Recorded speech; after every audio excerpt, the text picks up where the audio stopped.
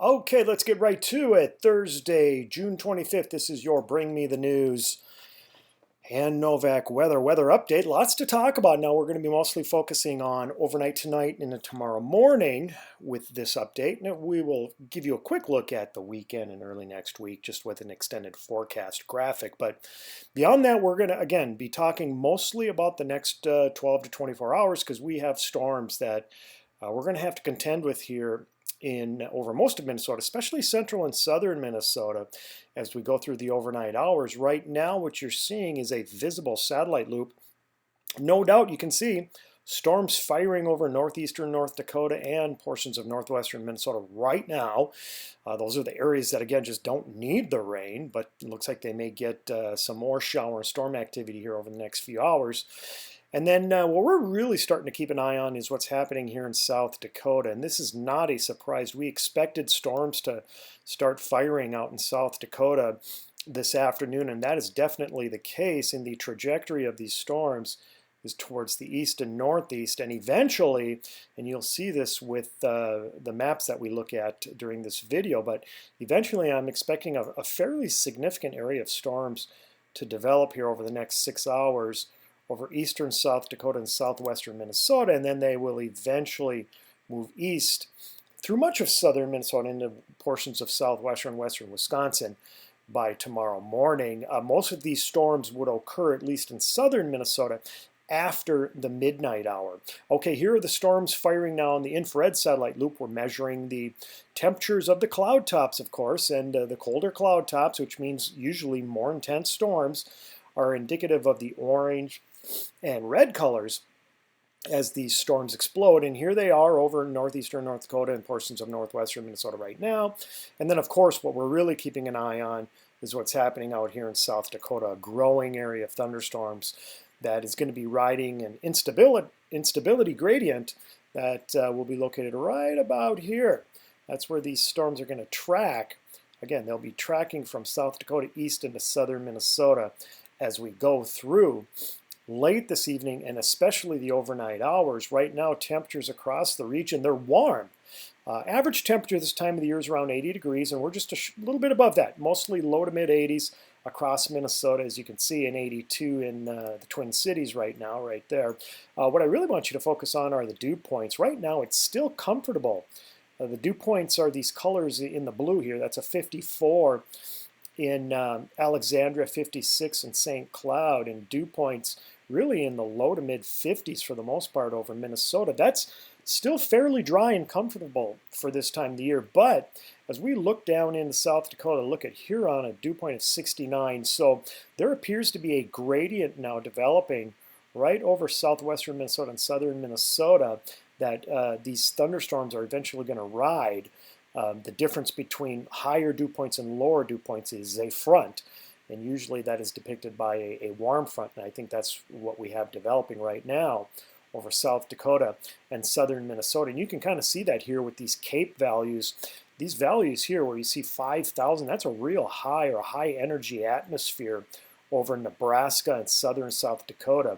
Just for geographic references, here's the Twin Cities, okay? And here, of course, is Minnesota in the upper Midwest. Just to the west of us now, over South Dakota, you can see this instability gradient developing from eastern South Dakota and central South Dakota into northwestern Iowa. We expect that energy and that gradient to move to the east and northeast over the next 12 hours, and that would place southern Minnesota in a prime area for thunderstorm activity. And it would be these storms right here over South Dakota that would ride that instability gradient into southern Minnesota. In fact, if we look at the jet stream structure and we focus in on the northern plains and upper Midwest, here is the jet stream for around midnight tonight.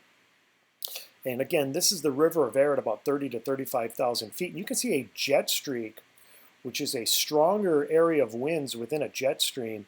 A jet streak located over North Dakota and northwestern Minnesota, and usually, and as we go through the overnight hours, usually at the right rear quadrant at the base of a jet streak is where storms like to develop. So that would place southern Minnesota now and eastern South Dakota in a prime area for thunderstorm activity overnight tonight as this jet streak pushes east into northern Minnesota by tomorrow morning. So that's a great place to be if you're looking for thunderstorm activity, especially this time of the year. Now, I was talking about that instability gradient. Well, here it is. When you look at the NAM-NEST computer model guidance, these are the dew points now. Of course, that's the kind of a good measure of moisture in the atmosphere. And here it is for this evening. Now, look at all this dry air, or at least comfortable air over eastern Minnesota and northern Wisconsin. But you don't have to go very far west of the Twin Cities.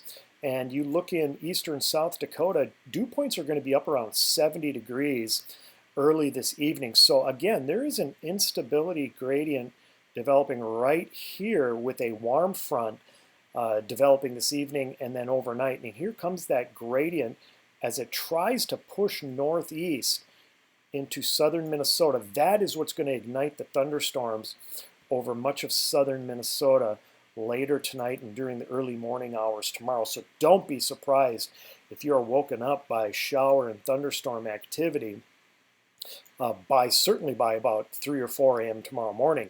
Here's the future radar now from the NAM-NEST computer model guidance. And here are the storms over northwestern Minnesota late this afternoon. Now those storms start to decrease in intensity, and then we focus on South Dakota. And watch how these storms start to fire over eastern South Dakota and southwestern Minnesota, so that by about midnight tonight, you can see these storms really getting going over southwestern Minnesota. And again, these storms ride that instability gradient throughout much of southern Minnesota, and they will probably intensify at a time. They will pulsate. They will be strong at one time. They may weaken at another moment and then become strong again as we go through the overnight hours. But there's just, my confidence is increasing that there's going to be a healthy dose of thunderstorm activity over southern Minnesota overnight tonight and into tomorrow morning. And then look at this. By tomorrow afternoon and evening, a very fresh, beautiful west to northwesterly breeze kicks in, which will set us up for a really, really nice weekend. But again, until then, we're going to have to go through at least a bout of thunderstorm activity here over the next 12 hours. Okay, I had sent this graphic out earlier today on Bring Me the News and on Novak Weather, but here's the area of severe weather, or at least potential for some severe weather overnight tonight, from about the Twin Cities on south to into northern Iowa. I think that's the area to watch out for.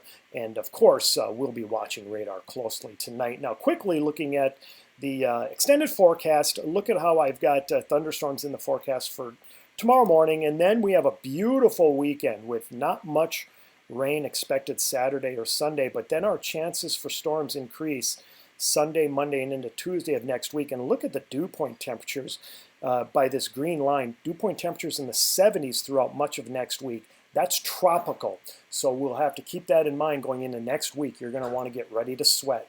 Have a great afternoon and evening. We will probably talk to you tomorrow.